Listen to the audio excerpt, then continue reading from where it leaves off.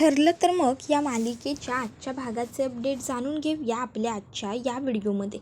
तर आता आपण इथे पाहतो की सायली आणि अर्जुन हे दोघंजणं महिपतला भेटण्यासाठी आलेले असतात आणि ते महिपतला विचारत असतात की हे बघ, तुला जे काही माहिती आहे ते आम्हाला सांगून टाक, उगाचच्या उगाच लपवाछपवी करू नकोस. महिपत हा त्यांना काहीच सांगत नसतो. तर आता अर्जुन हा त्याला म्हणत असतो जे असेल ते बोल, पण तो काहीच बोलत नसल्यामुळे मग अर्जुन म्हणतो ठीक आहे, आता तू जेलमध्ये जास्तीत जास्त कसा सडशील ना हे मी बघतो. आणि मग त्यानंतर ते लोक तिकडनं निघतात.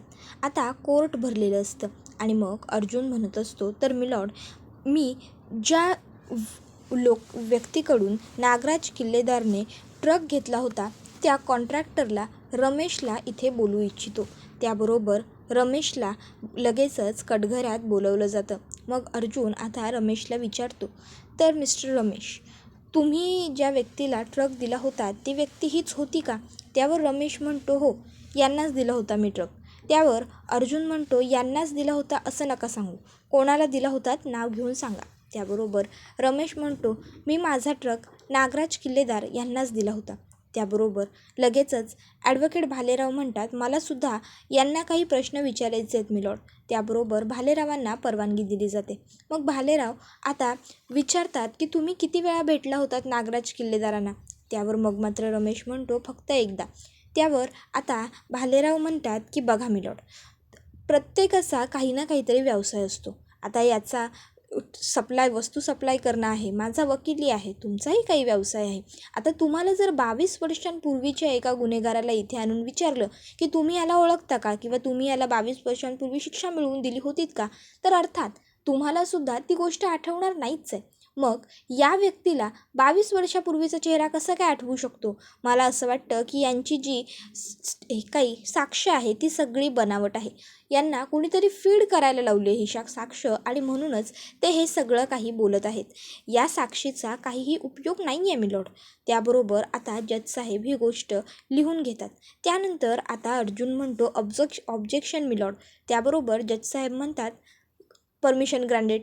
मग आता अर्जुन लगेचच म्हणतो पहिली गोष्ट, आपल्याला 22 वर्षांपूर्वीच्या एखाद्या व्यक्तीचा चेहरा लक्षात राहणार नाही ही गोष्ट माझ्या अत्यंत व्यवस्थित लक्षात आहे. ॲडव्होकेट भालेरावांचा गैरसमज होतो याबद्दल.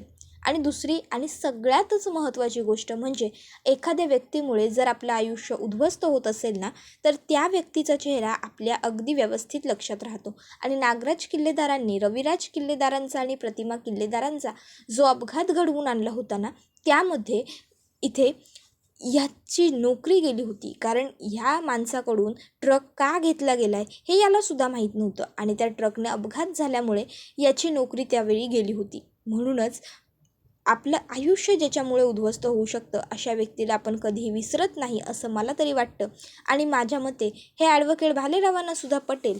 तर आता कोर्टाने जास्तीत जास्त शिक्षा सुनावावी नागराज किल्लेदारांना अशी मी रिक्वेस्ट करतो असं तो म्हणतो. त्यावर मग मात्र आता वकील साहेबांना आता जजसाहेब सांगतात की एवढ्या पुराव्यांवर नागराज किल्लेदार दोषी ठरत नाहीत. त्यावेळी आता इथे लगेचच भालेराव म्हणतात की बरोबर मिलॉर्ड, अगदी बरोबर बोललात तुम्ही. एवढेसे पुरावे पुरेसे नाही आहेत नागराज किल्लेदार यांना दोषी ठरवण्यासाठी. त्यामुळे मी कोर्टाला ही विनंती करेन की कोर्टाने नागराज किल्लेदार यांची निर्दोष मुक्तता करावी. नागराज किल्लेदार यांची निर्दोष मुक्तता होत आहे या केसमधनं असं आता जजसाहेब सांगतात, कारण पुराव्या अभावी त्याला तुरुंगात ठेवणं शक्य नसतं. त्यानंतर मग नागराजला पोलीस घेऊन जात असतात. नागोबा पोलिसांना म्हणतो ओ इन्स्पेक्टर, आता मला कशाला घेऊन जात आहे पुन्हा? तुमचं जे काय रजिस्टर वगैरे आहे ते इथेच द्या, मी सह्या करतो, मला सोडून द्या. इतक्यात इन्स्पेक्टर सावंत तिकडे येतात आणि म्हणतात घेऊन चला यांना इन्स्पेक्टर. इन्स्पेक्टर म्हणतात अहो पण का? आता माझी निर्दोष सुटका झाली आहे हे तुम्ही पोलिसांनी सांगितलेलं ऐकलं नाहीत का?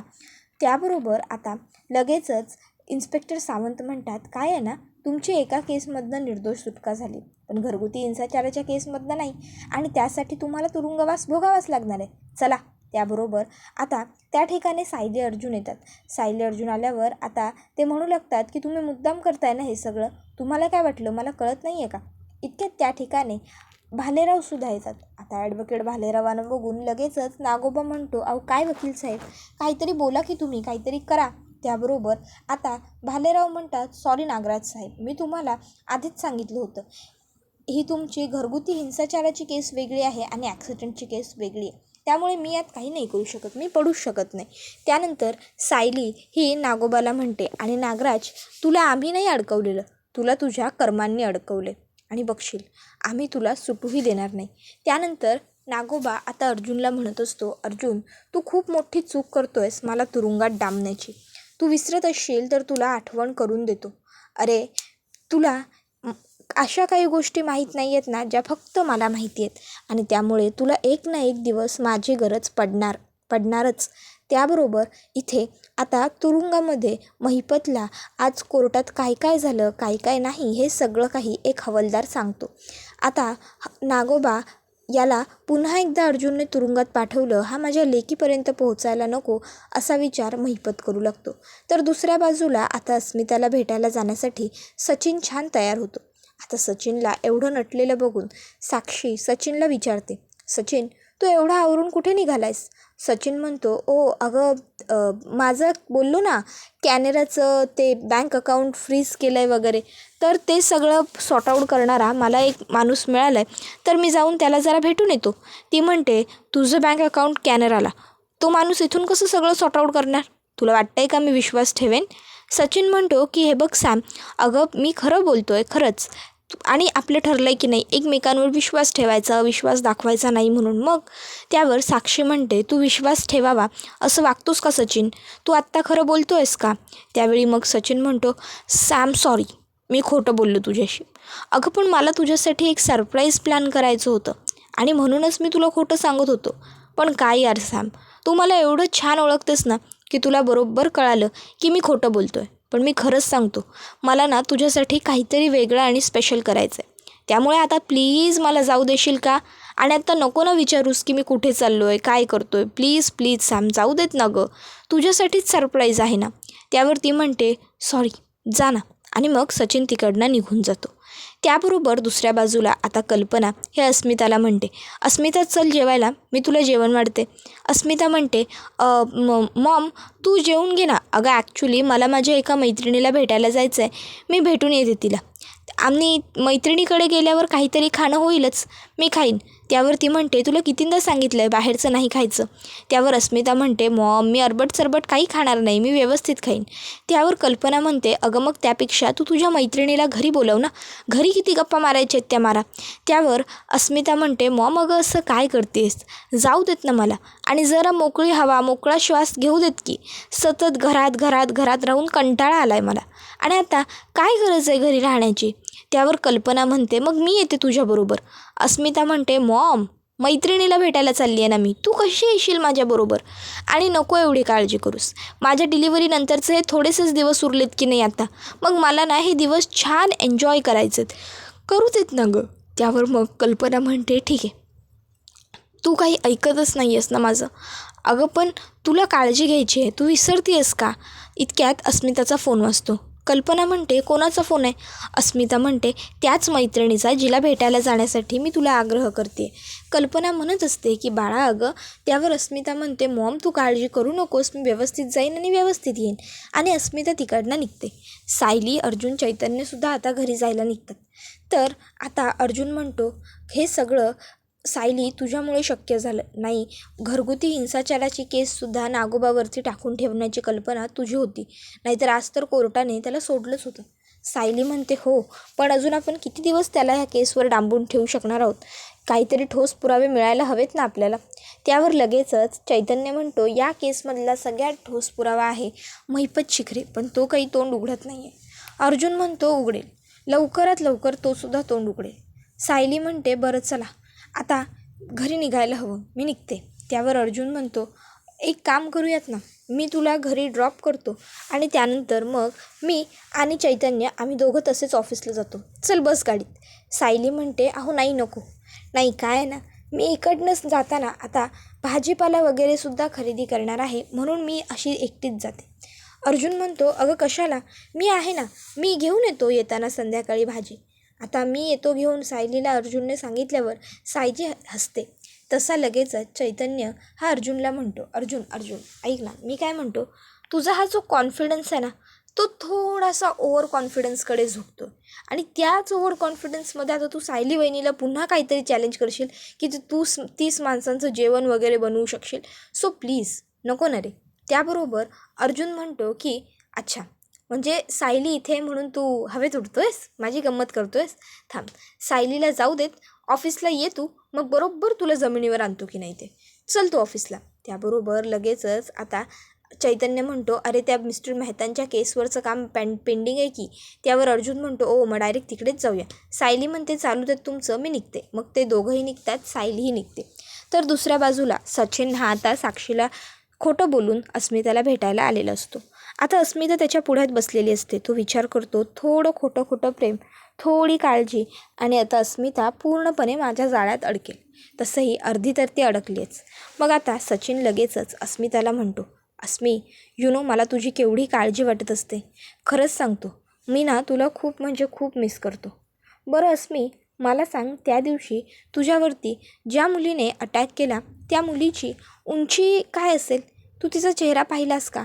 किंवा तू तिचे डोळे पाहिलेस का? तुला काही आठवतं आहे का? अस्मिता म्हणते सचिन, अरे काय चाललं आहे तुझं? या विषयावरती आपलं याआधीसुद्धा बोलणं झालं आहे. फोनवर मी तुला या सगळ्या गोष्टी सांगितल्या होत्या. सगळ्याबद्दल बोलली आहे ना मी तुझ्याशी. मग तरीही पुन्हा पुन्हा पुन्हा पुन्हा तू तेच तेच तेच तेच का विचारतोयस? जे झालं ते झालं. प्लीज आता मला पुन्हा या विषयावर नाही बोलायचं. आपण आपल्याबद्दल, आपल्या बाळाबद्दल अशा चांगल्या गोष्टी बोलू शकतो ना. सचिन म्हणतो येस ऑफकोर्स अस्मी, आपण काहीतरी नक्की चांगलं बोलू शकतो. अस्मी, तुला नाही माहीत मी तुझ्याशिवाय हे दिवस कसे घालवतोय ते. मी तुला खूप मिस करतोय. तुझ्याशिवाय माझं कोण आहे गं? त्याबरोबर हे सगळं काही साक्षी आता गुपचूप बघत असते. सचिन म्हणत असतो माझं तुझ्यावर खूप म्हणजे खूप प्रेम आहे अस्मी, मी तुझ्याशिवाय नाही राहू शकत खरंच. त्याबरोबर अस्मिता म्हणते सचिन, नाही म्हणजे सगळं मला मान्य आहे, पण आपल्याला आता जर आपल्या बाळासाठी काही सॅक्रिफायझेशन्स करावे लागणार असतील तर मला वाटतं ते सुद्धा आपण करायला हवेत. आणि म्हणजे आपल्या इगोपेक्षा आपलं बाळ महत्त्वाचं आहे आपल्यासाठी, हो ना. त्यावर सचिन म्हणतो येस ऑफकोर्स अस्मी. त्यावर अस्मिता म्हणते बरं आता मला भूक लागली. सचिन म्हणतो मी तुझ्या आवडीचा पास्ता घेऊन येतो, ऑर्डर करतो. आणि मग लगेचच तो आता ऑर्डर द्यायला जातो. त्याबरोबर आता कल्पना ही टेन्शनमध्ये प्रतिमाला दिसते. प्रतिमा विचारते कल्पना काय गं, काय झालं, कसलं एवढं टेन्शन आहे? त्यावर कल्पना म्हणते अगं बघ ना प्रतिमा, ही अस्मिता मघाशी मैत्रिणीकडे जाते सांगून गेली आहे आणि अजून पत्त्या नाही आहे. मग आता प्रतिमा आत्या म्हणते अगं तू काळजी कशाला करतेस, तू फोन कर ना. कल्पना म्हणते अगं मगापासून किती फोन केलेत मी तिला, पण माझे फोनही घेत नाही आहे आणि माझ्या मेसेजेसना रिप्लायही देत नाही आहे. मग आता प्रतिमा आत्या म्हणते थांब मी करून बघते. तर दुसऱ्या बाजूला आता भाजीपाला वगैरे घेऊन सायलीचा सगळा झालेला असतो आणि आता सायली ही घरी जायला निघालेली असते. आता घरी जाण्यासाठी ती रिक्षाला हात करते. MG रोड एवढं सांगते सुद्धा. इतक्यात तिला आता आरशामध्ये दिसतं की मागे प्रिया आहे आणि प्रिया एका हवालदाराला पैसे देते. मग काय, सायली लगेचच लपून प्रिया काय करते हे बघायला येते. तिला दिसतं की प्रिया हवालदाराला पैसे देते. आता सायलीला प्रश्न पडतो की नेमकं हे सगळं काय सुरू आहे. ही प्रिया ह्या हवालदाराला पैसे का देत असेल? काय काम आहे हिचं हवालदाराकडे? त्याबरोबर आता कल्पना विचारते काय झालं, उचलते का अस्मिता फोन? त्याबरोबर आता प्रतिमा आत्या सांगते नाही गं, माझासुद्धा फोन नाही उचलत ही पोरगी. मी एक काम करते, मी सायलीला कॉल करून बघते. मे बी सायलीचं आणि तिचं काही बोलणं झालं असेल. मग आता प्रतिमा आत्या लगेचच सायलीला कॉल करतात आणि सायलीला ते सांगतात अगं सायली, अस्मिता ना तिच्या मैत्रिणीला भेटायला जाते असं सांगून आम्हाला घरी गेली होती, पण अजून तिचा काहीच पत्त्या नाही आहे आणि फोनवरती ती फोनही उचलत नाही आहे, मेसेजेसना रिप्लायही देत नाही आहे. तर तुला काही माहिती आहे का, तुझ्याबरोबर तिचं काही बोलणं झालं आहे का? सायली म्हणते नाही हो प्रतिमा आत्या, म्हणजे तसं तर आम्हा दोघींचं काही बोलणं झालेलं नाही आहे, पण तुम्ही काळजी करू नका, मी घरीच येते, मी घरी आले की आपण बघूया. तर दुसऱ्या बाजूला आता सचिन याला ऑर्डरचे पैसे द्यायलासुद्धा पैसे नसतात. त्यामुळे तो अस्मिताकडनं पैसे घेण्याचा विचार करतो आणि अस्मिताला बोलावतो. अस्मी जरा इकडे येशील का? अस्मिता म्हणते हो आले ना. सचिन म्हणतो एकच मिनटं हां. आणि मग अस्मिता आता तिकडे येत असते. इतक्यात समोरून साक्षी अगदी वेगात चालत येते आणि मुद्दामून अस्मिताच्या हाताला धरून ती अस्मिताला ढकलते आणि पुढे रागात तशीच निघून जाते. आता अस्मिताला त्रास होतो. अस्मिताला वेळेवर सचिन सावरतो. तर आता अस्मिता म्हणत असते, अरे त्या बाईने मला चक्क धक्का दिला रे. त्यावर सचिन म्हणतो, बरं तू ये, इथे ये, बस तू. अस्मी, तू जरा पाणी पी, म्हणजे तुला बरं वाटेल. हे घे. मग अस्मिता जरा पाणी पिते. सचिन म्हणतो, अस्मी दीर्घ श्वास घे, दीर्घ श्वास घेतलास तर तुला बरं वाटेल. अस्मिता जरा दीर्घ श्वास वगैरे घेते, सचिनचं ऐकते. मग सचिन म्हणतो, अस्मी तुला बरं वाटतंय ना? काय करायचं आपण? इथे थांबायचं की नाही? नको, थांबायला तर नकोच. आपण डॉक्टरांकडे जायचं का, की मी तुला घरी ड्रॉप करू? काही होतं आहे का तुला? काही होत असेल तर सांग. अस्मिता म्हणते, नाही सचिन, मी ठीक आहे. तू मला घेऊन आता थेट घरी जा, मला घरी जायचं आहे. सचिन, माझा मोबाईल. त्यावर सचिन म्हणतो, थांब मी घेऊन येतो. आणि मग तो पडलेला मोबाईल सचिन घेऊन येतो आणि म्हणतो, अगं हा तर स्विच ऑफ झाला. बरं चल, घरी जाऊन याचं काय करायचं ते आपण बघू, सध्या निघूया. आणि मग ते दोघंजणं निघून जातात. त्याबरोबर लगेचच इकडे साक्षी हे सगळं तिच्या डोळ्यांनी बघत असते. घरात आता सायली आलेली असते आणि सायली आता अस्मिताच्या तिच्याजवळ ज्या काही मैत्रिणींचे नंबर असतात त्यांना कॉल करून विचारत असते की अस्मिताताई तुमच्या घरी आल्या आहेत का? अस्मिताताई तुमच्या घरी आल्या आहेत का? त्याबरोबर आता तिच्या सगळ्या मैत्रिणी या गोष्टीसाठी नकार देतात, कारण अस्मिता तर कोणाच्याच घरी गेलेली नसते. मग सायली आता कल्पनाला सांगत असते, मी अस्मिताताईंच्या माझ्या ओळखीच्या सगळ्या मैत्रिणींना कॉल करून झालेत, पण अस्मिताताई कोणाकडेच नाही आहेत. आता कल्पना म्हणते, मला तर काही कळतच नाही आहे या मुलीचं. मेसेजेसना रिप्लाय नाही, फोनही उचलत नाही. काही घडलं तर नसेल ना? काय झालं असेल? त्याबरोबर कल्पना म्हणते, माझी चूक तर झाली नाही ना तिला पाठवून? प्रतिमा म्हणते, नाही गं, तू स्वतःला दोष देऊन घेऊ नकोस. त्याबरोबर आता प्रताप म्हणतो, मला तर कळत नाही आहे काय झालं आहे. मी एक काम करतो, मी जरा वेळ जाऊन तिला बाहेर बघून येतो. त्यावर कल्पना म्हणते, अहो ती कुठे आहे हे तुम्हाला माहीत नाही आहे, तुम्ही कुठे जाल तिला शोधायला? त्यावर लगेचच प्रताप म्हणतो, तू तर काही बोलूच नकोस कल्पना, ह्या सगळ्यामध्ये ना तुझी चूक आहे. तू अस्मिताला विचारायला हवं होतंस ना, कुठे जातेस, कशासाठी जातेस, पनवेलमधल्या कुठल्या भागात जातेस? त्यावर लगेचच कल्पना म्हणते, हो बरोबर, माझीच चूक आहे ना. मला वाटलं होतं की अस्मिता मोठी आहे, पण नाही, अस्मिताला लहान म्हणून मी कडेवर बसवून घ्यायला हवं होतं, हो ना? त्यावर लगेचच सायली म्हणते, आई बाबा हो काय चाललंय तुमचं? तुम्ही दोघंही जरा शांत व्हा बरं. येतील अस्मिताताई, सापडतील त्या, काही झालेलं नसणार आहे. त्याबरोबर आता लगेचच इकडे प्रताप म्हणतो, मी जाऊन कोपऱ्यावर तरी अस्मिताला बघून येतो. आणि मग आता प्रताप तिकडनं जाणारच असतो. इतक्यात अस्मिता येते आणि सगळ्यांच्या समोर दारात उभी राहते. अस्मिताला बघून आता सगळेजण शॉक्ड होतात. त्याबरोबर इकडे दुसऱ्या बाजूला आता साक्षी ड्राईव्ह करत असताना साक्षीला तिने सचिनला आणि अस्मिताला एकत्र पाहिलेला प्रसंग सतत आठवत असतो आणि त्यामुळे ती आता रॅश गाडी चालवत असते. आणि आता ती कशी पण आणि स्पीडमध्ये गाडी चालवत असल्यामुळे समोरून एक माणूस येतो आणि त्या माणसाला थोडीशी गाडी टच होते, म्हणजे त्याला झालेलं काहीच नसतं. साक्षीने वेळेवरती ब्रेक दाबलेला असतो, पण आता तो माणूस नाटकं करू लागतो. ए आई गो, काय काय बघून चालवता येत नाही का तुला गाडी? तर त्याच बाजारात आता अर्जुन भाजीपाल्याची खरेदी करत असतो.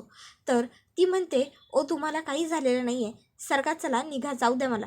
त्यावर तो माणूस म्हणतो, ए उतर, आहे गाडीतनं खाली उतर. आणि असं कसं? मला धक्का लागलाय तुझा, उतर खाली. त्याबरोबर ती खाली येते. मग आता तो माणूस म्हणत असतो, बघा श्रीमंतीचा माज बघा. श्रीमंतीच्या डोळ्यांच्या धुरापुढे यांना रस्त्यावरची सामान्य माणसंही दिसत नाहीत की काय? उतर खाली, उतर, गाडीतून बाहेर ये. त्याबरोबर साक्षी बाहेर येते. ती म्हणते, हे बघा, उगाच नाटक करू नका, तुम्हाला काही झालेलं नाही आहे, मी वेळेवर ब्रेक दाबलाय. त्यावर तो म्हणतो, असं कसं काही झालेलं नाही आहे? मला लागलं ना, माझ्या गुडघ्याला लागलं माझ्या गुडघ्याला, मला 5,000 रुपये दे. सगळी लोक म्हणायला लागतात की हो 5,000 रुपये द्यायचे, 5,000 द्यायचे. त्यावर लगेचच साक्षी म्हणते, अहो पण तुम्हाला काही झालेलंच नाही आहे, तर उगाचच 5,000 रुपये तुम्हाला कसले देऊ आणि का देऊ? काय संबंध? नाही, मला ना आत्ता कळून चुकलं आहे की तुमच्यासारखी ही लोकं, तुमची नाही टोळी आहे, सामान्य माणसांना बघता, चांगल्या बायकांना बघता आणि त्यांच्याकडनं पैसे उकळवता, बरोबर ना? त्यावर तो माणूस म्हणतो, मी खोटं नाही बोलत आहे, लागलेच माझ्या पायाला, तू पैसे काढ, चल पैसे टाक लवकर. त्यावर लगेचच साक्षी म्हणते, मी नाही देणार आहे पैसे, लागले ना तुमच्या पायाला, चला मला पोलीस स्टेशनला घेऊन चला, पोलीस स्टेशनमध्ये जाऊन आपण कंप्लेंट करूया. तुम्ही पण चला, चला चला तुम्ही पण चला, दाखवते तुम्हाला पोलिसांचा इसका, चला. त्याबरोबर आता लगेचच तिकडे रोडला जी माणसं गोळा झालेली असतात ती सगळी माणसं तिकडनं निघून जातात. साक्षी म्हणत असते, तुमच्यासारखी लोक कशी आहेत ना ते मला बरोबर माहिती आहे. तुम्हाला बरोबर कायद्याच्या हिशोबाने धसका दाखवते ना, मग तुम्हाला समजेल. काय तुम्ही थांबलाय, तुम्ही येत आहे का एकटेच? त्याबरोबर लगेचच तो म्हणतो की तुम्हीच जा. आणि मग लगेचच आता सगळे लोक ही तिकडनं निघून जातात. सगळी लोक ही तिकडनं निघून गेल्याबरोबर साक्षी म्हणू लागते, उगाचच्या उगाच काहीतरी खोटं नाटं बोलून दुसऱ्या माणसाला त्रास द्यायचा म्हणून देत राहतात. मी काही पैसे वगैरे देणार नव्हतेच, माझ्याकडनं मोठे आले पैसे उकळणारे, राहू देत यांना. एवढं बोलून आता साक्षी ही थेट जाऊन तिच्या गाडीमध्ये बसते. आणि आता गाडीत बसून ती आता तिकडनं निघायला लागणार असते. तो माणूस जो तिच्याकडे पैसे उकळून बघत असतो तो सुद्धा आता तिकडनं निघून गेलेला असतो. साक्षी ही सुद्धा आता तिकडनं निघालेली असते. अर्जुन नजर मागे एकदा मारतो, पण मागे खूप सारी लोक असल्यामुळे आता त्याला साक्षीचा चेहरा काही दिसत नाही. ते अर्जुन हा त्याचा आपला भाजीपाला वगैरे खरेदी करतो आणि त्यानंतर आता मग तो लगेचच भाजीवाल्याला पैसे देतो आणि आता तो तिकडनं पुढे येऊ लागतो. पण तोपर्यंत साक्षीने आता या माणसांची चांगली हकलपट्टी केलेली असते आणि आता ती सुद्धा जाऊन तिच्या गाडीमध्ये बसलेली असते. आता ती गाडीमध्ये बसते, गाडीचा सीट बेल्ट हा स्वतः लावून घेत असते. तर आता अर्जुनने त्याची गाडी बरोबर त्याच ठिकाणी पार्क केलेली असते. तो आता येतो गाडीच्या जवळ, गाडीमध्ये सगळा भाजीपाला वगैरे ठेवून देतो आणि आता तो सुद्धा गाडीमध्ये बसायला गाडीचा दरवाजा उघडायला चाललेलाच असतो. इतक्यात आता अर्जुनची नजर समोर असलेल्या रेड कलरच्या गाडीमधल्या बसलेल्या साक्षीवरती पडते. आता अर्जुन साक्षीला बघतो आणि अर्जुन आता साक्षीला बघतच राहतो. कारण म्हणजे त्याला कळतच नसतं की बापरे, हाव इट्स पॉसिबल, साक्षी इकडे काय करते. अर्जुन ही नक्की साक्षीच आहे का याची खातर करण्यासाठी आणखीन तिथे जरा जवळ उभा राहतो. तोपर्यंत साक्षी गाडी सुरू करते आणि तिकडनं निघून जाते. अर्जुनला तिथे एक पेपर सापडतो आणि अर्जुन तो उचलतो. त्यानंतर मग अर्जुन चैतन्यला हे सांगत असतो की चैतन्य, मला आज साक्षी दिसली. याआधीसुद्धा एकदा सायलीला तिचा भास झाला होता, पण मला वाटलं होतं की तो भास आहे, पण नाही, ते खरं आहे, मला आत्ता कळतं आहे. त्याबरोबर इकडे आता सायलीला अस्मिता सांगत असते की मी ठरवलं आहे, मी आणि सचिन आता एकत्रच राहणार आहोत. तर दुसऱ्या बाजूला सायलीला प्रश्न पडतो, प्रियाचं हवालदाराकडे काय काम असेल, प्रिया हवालदाराला का पैसे देत असेल, प्रियाला काय गरज आहे हे सगळं करण्याची, असं सगळं आता सायली ही विचार करत असते. तर दुसऱ्या बाजूला अस्मिता ही मात्र आता सचिनबरोबर आपण पुन्हा एकत्र यायचं या विचारातच खुश असते. तर इकडे चैतन्य अर्जुनला विचारतो, अर्जुन, सायली वहिनीला झालेला भास नाही सत्य होतं हे तू तिला सांगितलंस का? अर्जुन नकार देतो. चैतन्य म्हणतो, अर्जुन मग तू कधी सांगणार आहेस, तुझ्या डोक्यात नेमकं काय सुरू आहे? त्याबरोबर मग मात्र आता हा व्हिडिओ इथेच संपतो. व्हिडिओ आवडला असेल तर व्हिडिओला लाईक करा, चॅनलवर नवीन असाल तर चॅनलला सबस्क्राईब करा आणि बेल आयकॉन आठवणीने प्रेस करा, जेणेकरून तुम्हाला पुढच्या प्रत्येक व्हिडिओचं नोटिफिकेशन मिळत जाईल आणि सर्व व्हिडिओंचा आनंद हा अगदी उत्तम पद्धतीने घेता येईल. चला तर मग प्रेक्षकांनो, आजच्या पुरतं इथेच थांबूया. पुढचा व्हिडिओ येईपर्यंत या व्हिडिओचा छान पद्धतीने आनंद घेत राहा. तुम्हाला ठरलं तर मग ही मालिका कशी वाटते हे आम्हाला कमेंटमध्ये सांगायला विसरू नका. पुढचा व्हिडिओ येईपर्यंत या व्हिडिओचा छान पद्धतीने आनंद घेत राहा. टाटा, बाय बाय, धन्यवाद, take care all of you.